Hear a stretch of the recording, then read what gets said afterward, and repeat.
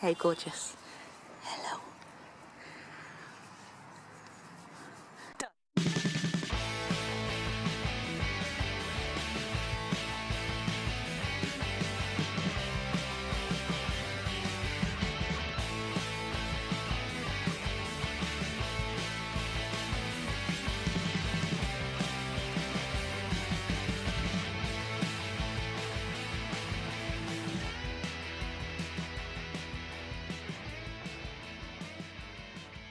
Good morning, guys.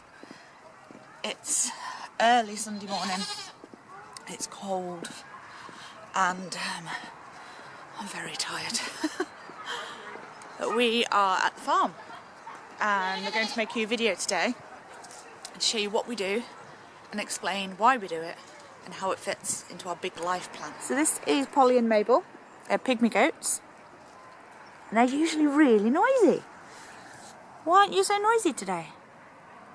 You want to scratch? You want to scratch? Here comes Roo. You ready to do the food? Let's go. This is the feed shed. This is where all of the animals' food is kept, and this is where all of the children learn about the different systems of the animals and the different foods that they require and how they digest them.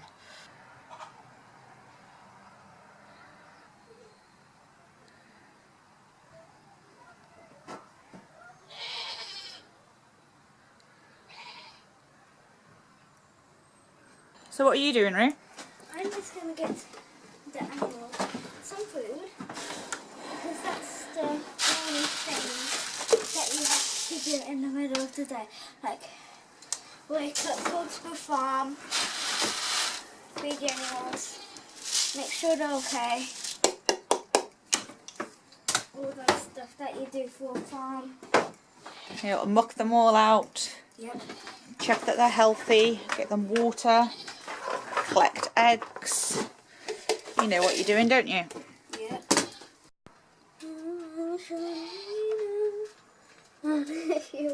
Somebody wants their breakfast, don't you? You ready? Let's get you some.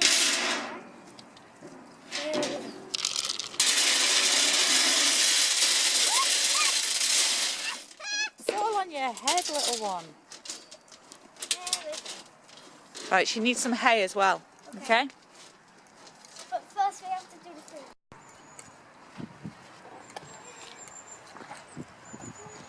Time to feed the goats. Oh, I've got a cheeky one this morning. Come on then.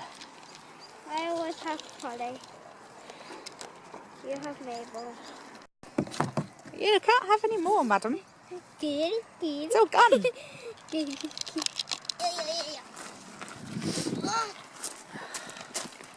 Oh, it's heavy. It's heavy. You need to do some more practice. You've had a week off.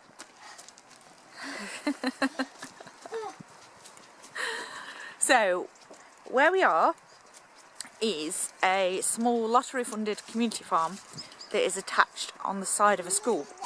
It runs separately to the school, and we, as volunteers and sometimes key holders, we are responsible for looking after the animals in the evenings, weekends and school holidays, and that is 365 days a year. Hey ladies. Right, first stop, chickens.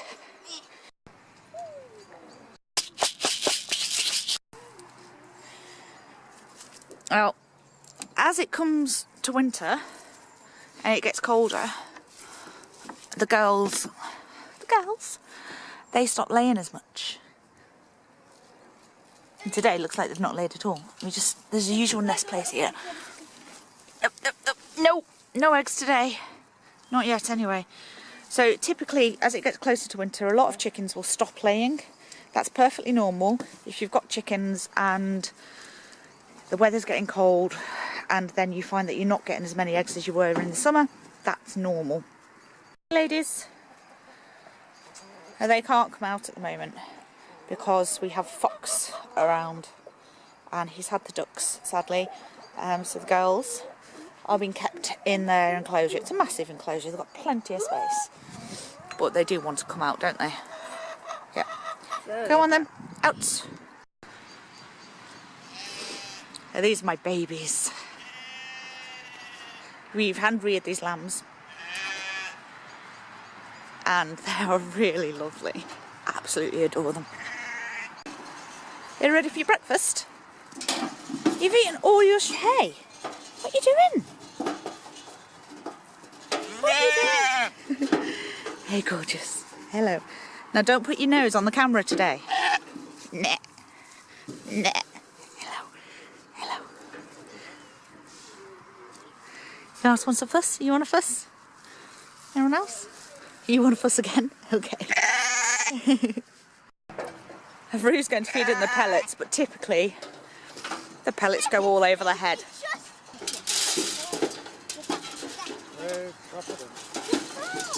Why?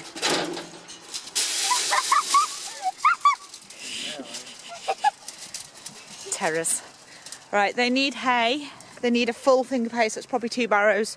And you've done their water already. And they've got the river water. Auto feeder. So why do we do this? It's not our farm, but we love it. Now, Al comes from a farming family background, and I grew up with ponies and then worked on a farm for many years, and I was head of poultry. And in our current situation, our dream is that we have our own small holding. But where we are, in the middle of the UK, land is really difficult to come across, and we're not in a position to move. So we are getting as much experience as we can. Now, that's what I wanted to talk to you about.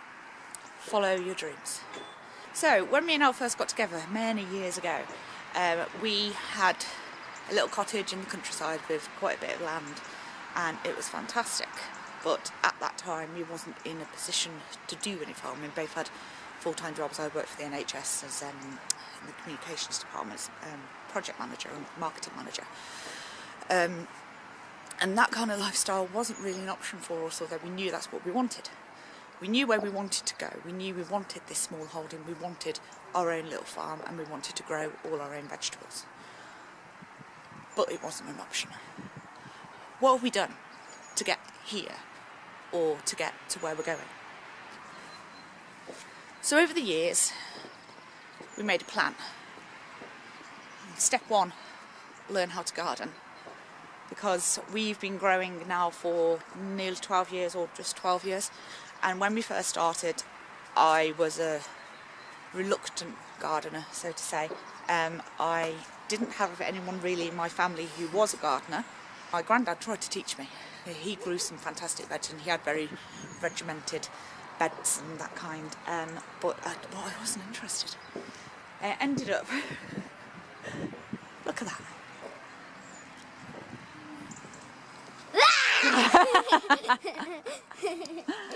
It ended up that we lived in this little cottage with good sizable garden, and it needed to be renovated because it had been neglected since the old lady who had it before us had passed away. So we started, and I got hooked, and then we started growing vegetables, and everything from there has just become part of the plan. So step by step, bit by bit, book by book, learning experience by learning experience, we're getting to where we want to be. Now, instead of thinking, oh, we can't get that land right now, we haven't got our small holding, we'll just wait until we do. What we decided to do was to grow as much as we can, take on as much land as we can, and to have our own chickens at home. To learn more about preserving and storing our food, to learn more about making use of the resources that we've got, and living a I don't like the term self-sufficient, but more self-sustainable. So over the years we've set about learning more skills, and this farm is part of that, because we can't have our own right now, but what we can do is learn. Just because you see your dream way off in the future, it doesn't mean it's not attainable. It just means you have to take it step by step. And there's no reason to not start going for that now. So how do you get to follow your dreams? How do you get to where you want to be?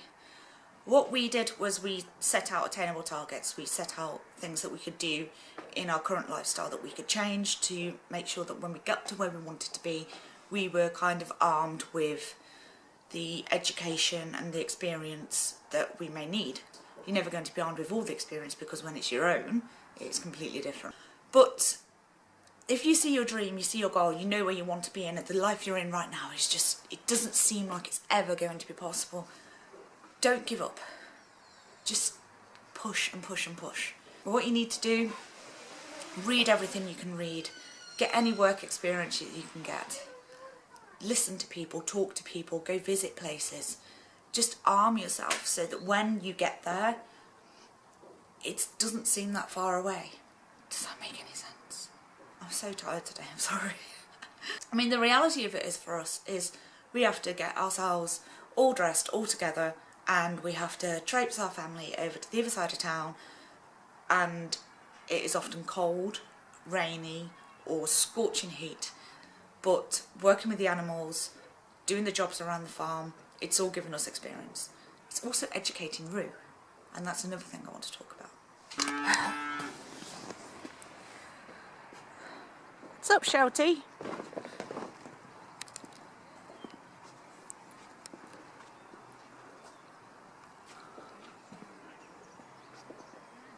Where's everybody gone?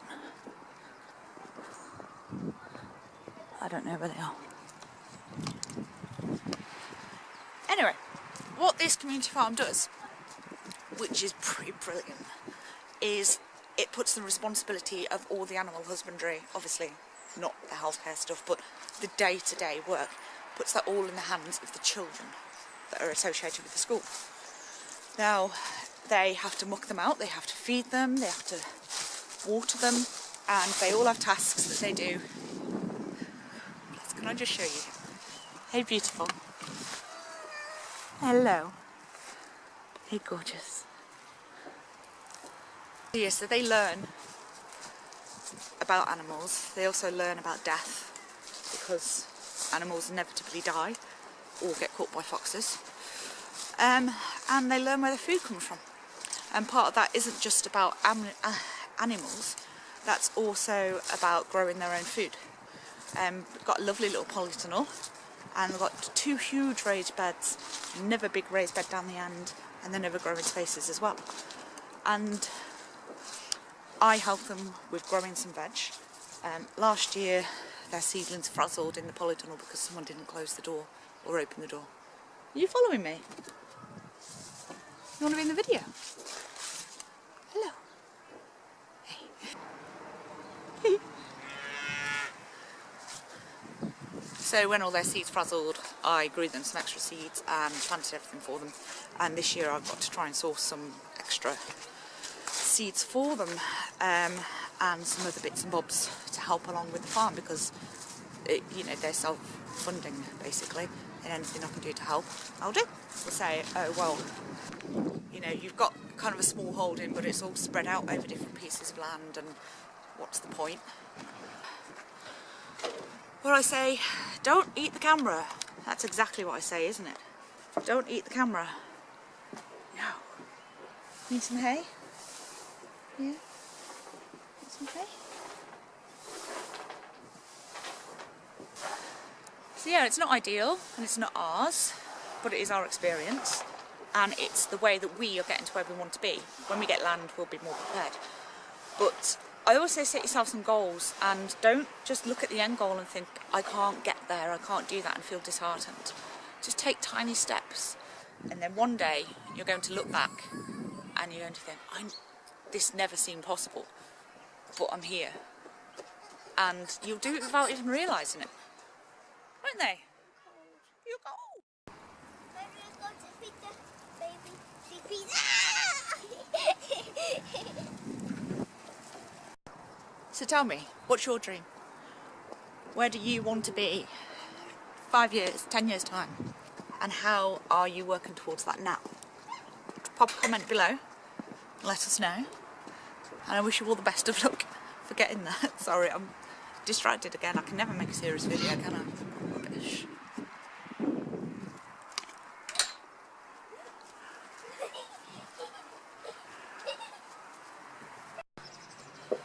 And that's it. Crazy hair. We're done for the day. Time to go home. So yeah, follow your dreams, guys. Take it step by step. Don't give up. It'll be worth it in the end. It's hard work, but it'll be worth it. I'll see you soon. Bye bye.